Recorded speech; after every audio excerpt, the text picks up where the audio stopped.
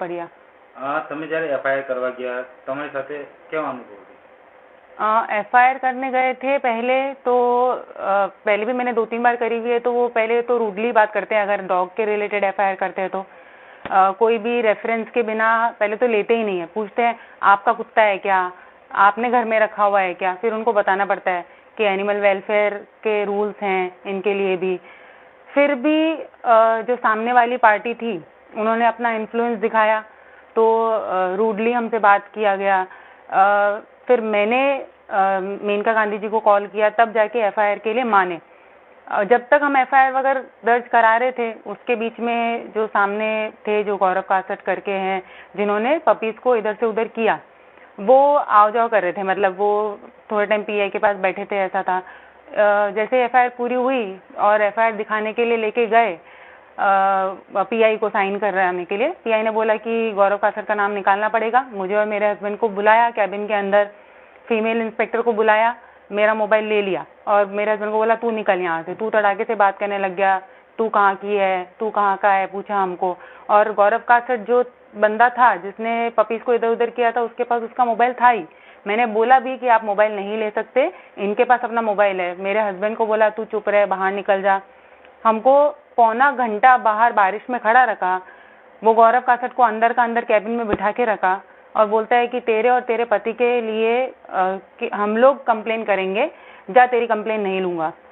बहुत मुश्किल से, मतलब, और इतना भी था कि मेरी बेटी को इन्फेक्शन हो रखा है आइस का। मैंने उनको इतना ही बोला कि भाई हम हमारी बेटी को छोड़ के आए घर पे, उसको इन्फेक्शन हो रखा है, हमको घर पे जाना है। 6 से पौने 12 बजे तक हम लोग वहाँ थे। मतलब पौने 12 बजे वहाँ पे हम लोगों को हैंडओवर की एफआईआर, और लास्ट में पता नहीं शायद हमको ठीक लगा कि एफआईआर हमको मिल गई, तो मेरे हस्बैंड ने बोला कि चल पीआई को थैंक यू बोल के आता हूँ। मैं तो कार में बैठी थी। ये जाके पीआई को थैंक यू बोल के आए कि थैंक यू साहब, तो उन्होंने बोला तू अंदर कैसे आ गया, बाहर निकल। और एक इंस्पेक्टर को भेजा पीछे पीछे, बोले कि एफआईआर दे अभी का अभी, कैसे मिल गई तेरे को एफआईआर। वो इंस्पेक्टर और 3 लेडी इंस्पेक्टर को हमारी गाड़ी के पास भेजा। मैंने फटाफट एफआईआर फोल्ड करके पॉकेट में डाल ली और मैंने कहा मैं आपको मेडिकल सर्टिफिकेट दिखा सकती हूँ, मुझे घर जाना है, मेरी बेटी। वो सब हमारी गाड़ी के आसपास खड़े थे। लेडी इंस्पेक्टर ने मुझे इतना भी बोला कि मैडम हम आपको सपोर्ट करते हैं, ऐसा कुछ, मतलब हमको पता है ऐसा कोई हाथ नहीं लगाएंगे। लेकिन मैंने कहा मैम जब मुझे एफआईआर मिल गई है तो आप लोग क्यों लेने आए हो। और वो पीआई अपने कैबिन से चिल्ला रहा था हम पे कि जा तू जो ही ले, ऐसा ऐसा करके।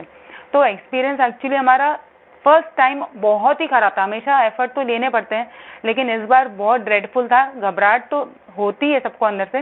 मेरे हस्बैंड को बहुत डर लग रहा था कि वो मुझे लेके खड़े हैं वहाँ। उन्होंने बोला भी कि सलोनी अपन चलते हैं, अभी रात हो गई है ऐसा। लेकिन क्या है, उस आदमी का पूरा परिवार उसके साथ था, फादर वगैरह। लेकिन मैंने किसी को बीच में नहीं लाया क्योंकि हम लोग सच्चे थे। हमको पता है कि 3-3 पपीज एक साथ गायब हो ही नहीं सकते। तो मुझे सिर्फ इतना रिक्वेस्ट है कि एनिमल्स के लिए जो लॉज हैं, अगर कोई आपके पास एफआईआर लिखवाने आता है तो इतने एफर्ट और इतनी इंसल्ट तो नहीं होनी चाहिए। તમારું નામ? रुचित कापड़िया। કઈ રીતે આ કૂતરાનું તમે ફરિયાદ નોંધાવી, શું છે શું?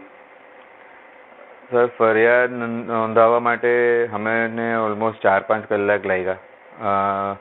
એક સિટીઝનનો રાઇટ હોય કે જઈને ફરિયાદ લખાવી શકે, બટ એટલું ડિફિકલ્ટ પ્રોસેસ અમારા માટે થઈ ગયો। આઈ વોઝ ફિલિંગ થ્રેટેન્ડ કે મારે મારી વાઈફને લઈને આ ટાઈમે અહીંયા નહીં ઊભું રહેવું જોઈએ, which should be one of the safest places in the city. અને ત્યાં જ મને ગભરાટ થતી હતી બિકોઝ ઓફ ધ વે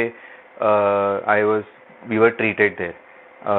તો એ બહુ ડિફિકલ્ટ પ્રોસેસ થઈ ગયો, પણ ઇવેન્ચ્યુઅલી મહેનતથી ઊભા રહ્યા, ટાઈમ લાગ્યો, પણ અમને એફઆઈઆર મળી ગઈ। But it is a request કે પોલીસ સ્ટેશનમાં અગર તમે ગુનો નથી કર્યો તો તમને થ્રેટેન્ડ ફિલિંગ નહીં આવી જોઈએ। તમે કોઈ પશુ માટે ગયા છો અને તમે સાચા છો તો તમને થ્રેટેન્ડ ફિલિંગ નહીં આવી જોઈએ। એવું ઘણા બધા પોલીસવાળા સારા બી હતા, ઓલમોસ્ટ બધા સારા। એકાદા હતા એમની સાથે ડીલ કરવું બહુ અઘરું હતું અને નહીં સારું લાગ્યું મને। It was not a pleasant experience. વાત બી તું તડાકાથી કરતા હતા, નોટ ગુડ। આપણે હંમેશા એજેડ હોઈએ યા હમ ઉંમરના બી હોઈએ તો આપણે એટલું મા બાપે શીખવાડ્યું છે કે તમે સારી રિસ્પેક્ટ આપો અને રિસ્પેક્ટથી વાત કરો। આવી રીતે તો ઇટ્સ નોટ ગુડ। તમને ક્યારે ખબર પડી કે આ ખોવાઈ ગયા? મને કંઈ હું રોજ 4 થી 6 મારા એરિયાના બધા ડોગને ફીડ કરું છું, આ લોકોને બી કરતો જ તો ગઈકાલે ગયો ફીડ કરવા તો બાકી બધા મળ્યા, 3 નહીં મળ્યા. અને ઇવેન્ચ્યુઅલી એ ટાઈમે મારી વાઈફ હંમેશા મને ત્યાં ભટકાય છે, ઓફિસથી આવતી હોય એટલે બી પૂછ્યું ક્યાં છે, ત્યારે ધ્યાન આવ્યું કે ભાઈ 3 નથી. પછી અમે પૂછતાછ કરી તો કોઈ મજૂર લેડીઝ હતા તે એમને કીધું કે ભાઈ આ લોકો ગાડીમાં આ દુકાનવાળા કંઈક છોડી આવ્યા છે સવારે. એટલે પછી અમે દુકાનવાળા સાથે પૂછતાછ કરી કે ભાઈ શું છે. સારી રીતે એમને રિક્વેસ્ટ બી કરી કે ભાઈ તમે કહી દો ક્યાં છે, અમે ખાલી લઈ આવવા માંગીએ છીએ, આ રાઈટ નથી, ઇટ ઇઝ અગેન્સ્ટ લો કે તમે કોઈ બી સ્ટ્રે ડોગને તમે રીલોકેટ કરો. અને આ તો બિચારા 40-45 દિવસના જીવ છે, એ લોકોની મમ્મી બી એક્સપાયર થઈ ગઈ છે. એકને તો અમે 10 દિવસ ઘરે રાખેલું પાટામિંડી કરીને. તો એ બી અમે 20-25 મિનિટ ત્યાં ટાઈમપાસ કર્યો, રિક્વેસ્ટ કરી, પણ કોઈ એનું મતલબ તે લોકો ટચથી મસ્ત નતા થતા. પછી લાસ્ટ ઓપ્શન અમારે એ જ હતું કે 100 નંબર પર કોલ કરીએ, પોલીસને બોલાવીએ, પછી એ લોકો પ્રેશર આવે તો પછી કદાચ કંઈક આગળ વાત વધે. ઇવેન્ચ્યુઅલી પોલીસ આવી અને એમને પૂછતાછ કરી. પછી એ લોકોએ અંદર જઈને એ લોકો ઇન્ટરનલી કંઈક વાત કરી હશે બધા સ્ટાફને લઈ જઈને ઓનરે. પછી બહાર આવ્યા અને કીધું કે ભાઈ અમારા ત્યાંથી એક છોકરી છે શ્વેતાબેન, એ બે કદાચ ત્યાં મૂકી ગયા છે, તો અમે તમને ત્યાં લઈ જઈએ, આપણે ગોતીએ. અમે કીધું ઇવેન્ચ્યુઅલી સર 1 કલાકથી અમે જ પૂછતા હતા કે ક્યાં છે, અને એવું બને નહીં કે તમે તમારે ઓનર છો, તમારા ત્યાંથી કોઈ છોકરી જે કામ કરતી હોય 3ને એક સાથે કેવી રીતે લઈ જઈ શકે? કોઈ ગાડીમાં જ લઈ ગઈ હશે, કોઈ તો હેલ્પ કર્યું હશે. તો આમાં અચાનક ગાયબ ના થઈ જાય કોઈ બી કૂતરું, આ 3 બી. એટલે પછી એ લોકો સીધા ત્યાંથી નીકળ્યા, જે સ્પોટ પર ડ્રોપ કરેલા અમને ત્યાં સુધી સીધા લઈ ગયા. પછી અમે ત્યાં બી ગોત કર્યું ઓલમોસ્ટ 1 કલાક, પણ એક બી એ દિવસે પપ્પી મળ્યું નહીં. પછી ત્યાંથી અમે લોકો ઇવેન્ચ્યુઅલી પોલીસ સ્ટેશન ગયા. પોલીસ સ્ટેશનમાં ગયા એટલે પછી હું તો સ્ટોરી તમને મેં ઓલરેડી કીધી કે ઓલમોસ્ટ 5:30-6 વાગે ગયા હતા. 4-5 કલાક અમે લોકો ત્યાં જ હતા. અને FIR કરવામાં થોડી ઘણી દિક્કત આવી, પણ થઈ ગઈ ફાઇનલી.